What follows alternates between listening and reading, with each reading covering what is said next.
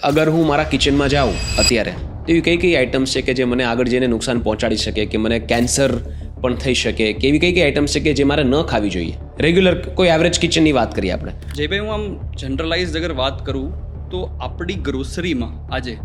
મસાલા હોય ઓઇલ હોય ઘી હોય લોટ હોય દાળ હોય બધી જ વસ્તુમાં કેમિકલ્સના રેસિડ્યુ હોય છે કારણ કે જે ખેતી થઈ છે એની અંદર pesticide herbicide વીડિસાઇડ fertilizers DAP urea આ બધાનો વપરાશ કરીને ખેતી કરવામાં આવે છે અને જ્યારે આ ખેતી કરવામાં આવે છે આવી રીતે ત્યારે એનો રેસિડ્યુ ક્યાંક ને ક્યાંક ફૂડમાં આવે જ છે અને આ તમને ક્યાંય દેખાતો નથી ના એના કોઈ કલરથી દેખાય છે ના એના કોઈ ટેક્સચરથી દેખાય છે ઓનલી ને ઓનલી આનો એક જ રસ્તો છે તમારાને જોઈ શકવાનો કે તમે લેબ રિપોર્ટ કરાવો બરાબર એ તો સામાન્ય માણસ કેવી રીતે કરાવે સાચી વાત છે સામાન્ય માણસ અગર લેબ રિપોર્ટ કરાવવા જાય તમે અગર જુઓ કે ઇન્ટરનેશનલી એક્રેડિટેડ લેબ્સ છે હા યુરોફિન યુરેકા ટેસ્ટેક્સ તો